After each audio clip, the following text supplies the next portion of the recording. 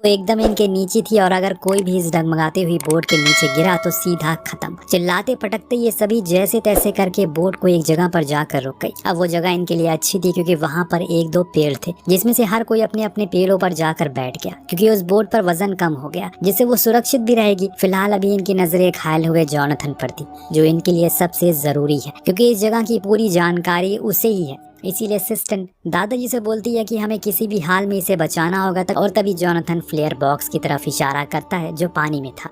किसी को उसे लाना होगा वरना वो मर जाएगा। असिस्टेंट ये जिम्मा उठाती है। धीमे धीमे करके वो पेड़ पर चढ़ गई क्योंकि उसी के सहारे से वो पानी के करीब जा पाएगी। ऐसे स्विम करके गई तो वापस कभी नहीं आ पाएगी। पेड़ की टहनियों के चलते हुए वो ऊपर गई और वहां से कोने तक पहुंच गई। वो फ्लेयर बॉक्स वहां रुका हुआ था। जब उसने पानी के ऊपर अपना हाथ किया तो हमने उसी समय महसूस कर पाते हैं जैसे कि मानो कोई अनजान चीज उसे अंदर से देख रही हो। समय रहते ही असिस्टेंट ने वो बॉक्स उठा लिया और दादाजी की तरफ फेंक दिया। जब उन्होंने उसे खोला तो उसके अंदर एक चाकू और कुछ फ्लेयर थी। एंजेलिना ने बताया कि उस चाकू को जितना हो सके गर्म करो उस फ्लेयर से। जोनाथन से पूछता है कि क्या उसने ये पहले कभी किया है तो वो हाँ बोली।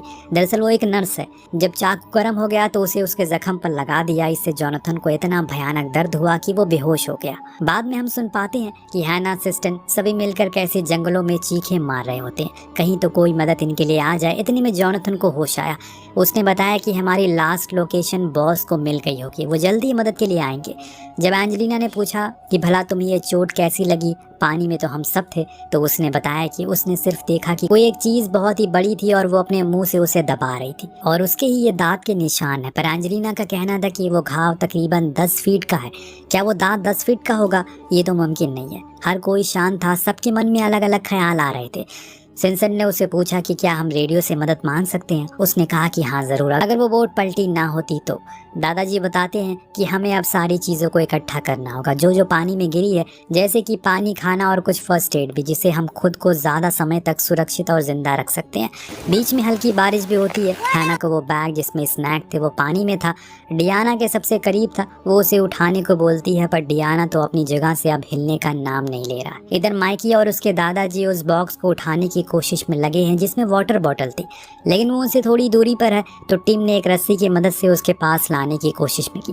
बीच बीच में हैना बार बार फोन को चेक करती है, शायद कुछ नेटवर्क आ जाए, लेकिन ऐसा कुछ भी नहीं था। तो यहाँ सब कुछ ठप पड़ा था। कुछ देर के बाद दादाजी ने उस बॉक्स को खींच लिया, जिसके बाद वो सभी को पानी की बोतल देते हैं। साफ साफ बताते हैं कि हमें जितनी देर पानी से दूर रहेंगे उतनी देर खुद को बचा पाएंगे। अब कुछ देर तक चीजें शांत रहती है, पर ठीक उसी समय माइकी ने अपने दादाजी से कहा, वो आ गया। सभी चौकन्ना हो गए। ये कोई बहुत बड़ी चीज थी जो तेजी से इनकी तरफ आ रही थी। उसकी रफ्तार भी काफी तेज थी। हर कोई सतर्क हो गया। एंजेलिना और ऊपर जाने की कोशिश करने लगे, लेकिन तभी अचानक से उसका पैर स्लिप हो गया और सीधे जा गिरी पानी में। हर कोई सिर्फ लंबी लंबी आहें भर रहा है। एंजेलिना पानी में छटपटाती रहती है। कौन जाएगा उसे बचाने के लिए? सिस्टेंट ने छलांग मार दी पानी में। स्विम करते हुए फौरन उसके पास पहुंची और उसे पकड़ लिया। वो काफी दूर तक जा चुकी थी। उसे पकड़कर इस तरफ लाने लगी। इस दौरान हैना के पीछे हम उस चीज को देखते हैं जो देखने में हैवान जैसा था। जितना ज्यादा उसका वजन था उसे कई गुना ज्यादा उसकी रफ्तार थी। हैना सिस्टेंट को चेक करके ऊपर चढ़ने को बोलती है क्योंकि वो अब करीब आने लगा था। सिस्टेंट पहले एंजेलिना को ऊपर चढ़ाती है। इस बीच जब उसने पीछे मुड़कर देखा तो वो उसके बहुत ज्यादा पास था। पानी के अंदर मानो भूकंप से आ रहा हो, ऐसा उसका तांडव था। इतनी तेजी में था वो कि उसे दिखा ही नहीं कि आगे क्या हुआ, और इसकी वजह से वो पेड़ से जा टकरा गया। तो हैना नीचे गिर पड़ी क्योंकि पेड़ पूरी तरह से हिल गया था। जैसे ही हैना नीचे गिरती है, सिर्फ उसके अंदर नहीं बल्कि वहां मौजूद सभी के अंदर मौत का वो खौफनाक डर सताने लगा। हैना जोर जोर से चिल्लाने लगी। उसे स्विम करने नहीं आती, इसीलिए वो तेजी से अपने हाथ पांव मारने लगी। कोशिश करती है जल्द से जल्द बोट पर जाए, लेकिन वो बोट उससे दूर होती जा रही थी। दादाजी कहते हैं कि मुझे जाना होगा उसकी मदद करने के लिए, लेकिन एंजेलिना उन्हें रोकती है। और इस बीच हैना एक बारी पानी में नीचे चली गई। कुछ देर तो वो ऊपर ही नहीं आई। सभी को यकीन हो गया कि अब वो नहीं आएगी, लेकिन वो ऊपर आया और तेजी से पेड़ की तरफ जाने लगी जहाँ पर डियाना थी, क्योंकि वहां पर एक टहनी थी जो पानी के काफी करीब थी। लेकिन बीच बीच में उसे कोई गहरा घाव दे रहा था, जिस वजह से वो दर्द के मारे चिल्ला रही थी।